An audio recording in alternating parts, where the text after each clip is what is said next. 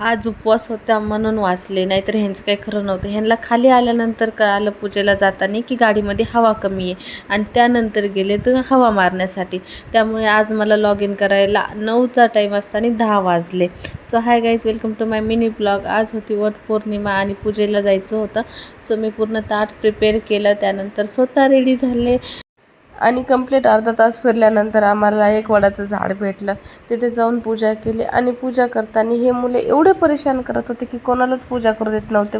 आंबा ठेवला की पूजा करायच्या आत उचलून नेत होते. आणि जे लोक म्हणतात ना की पहिलं आमच्या पिढीतलं छान होतं, हा मान्य करतो की सगळं तुमच्या पिढीतलं छान होतं. पण मला या पिढीतली एक गोष्ट आवडते की आज जेव्हा बायका सगळ्या वटपौर्णिमेला आलत्या ना वट पूजण्यासाठी, तर प्रत्येकीचे हस्बंड तिच्यासोबत होते. सोबत येण्यासाठी नाही की तिच्या स्पेशल मुवमेंट कॅप्चर करण्यासाठी आले होते. प्रत्येकजण आपापल्या बायकोचे फोटोज व्हिडिओ एवढ्या आवडीने काढत होते ना, तर ही या पिढीची म्युच्युअल अंडरस्टँडिंग आहे. मग जर आपला पार्टनर आपल्यासोबत असेल ना, तर मुलगी किती पण मॉडर्न असू द्या, ती सारे ट्रॅडिशनल नक्की फॉलो करते. आणि आज इथे पूजेला आलेल्या सगळ्याच लेडीज वर्किंग होत्या, तरी पण वेल प्रिपेअर्ड होत्या. सगळ्याजण एकदम भारी दिसत होत्या. आणि ही माझी दुसरी वटपौर्णिमा आहे, त्यामुळे मला एवढं काही तरी माहिती नव्हतं. त्यांना जे करताल तेच मी फॉलो केलं, तसंच करत गेले. आणि खूप घाई होती कारण ऑलरेडी खूप जास्त उशीर झालेला होता. मग ओटी वगैरे भरून घेतली आणि तिथेच मला 5 बायका भेटल्या, त्यांची ओटी भरून घेतली आणि त्यानंतर मग घरी आले.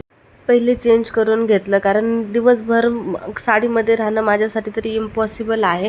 आणि आजची स्त्री आहे ना, सगळं काही करू शकते. फक्त तिला ही गाईडलाईन द्यायला नको की तू एक बायको आहे, लेडीज आहे आणि तू ह्या गोष्टी करायच्या आणि ही तुझीच रिस्पॉन्सिबिलिटी आहे आणि तो नवरा आहे, तो नाही करणार. मग अशा वेळे ना त्या लेडीजकडून एक ग्लास पाण्याचीही अपेक्षा धरायची नाही. आणि एवढं सगळं आवरल्यानंतर एवढा तर गर्दा होणारच. आणि त्यानंतर संध्याकाळी घरी आले आणि पुरणपोळी नाही केली तर महाराष्ट्रीयन सण काय.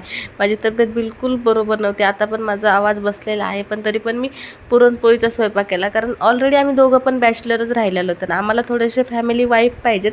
त्यानंतर मग त्यामुळे मी पुरणपोळीचा स्वयंपाक केला पूर्ण. आणि त्यानंतर मग देवाला नैवेद्य दाखवला. सरपंचपर्यंत घरी आले होते आणि त्यानंतर आम्ही दोघांनी पण जेवण करून घेतलं आणि बिलकुल बरं नव्हतं. मग त्यानंतर टॅब्लेट्स खाऊन घेतल्या. सो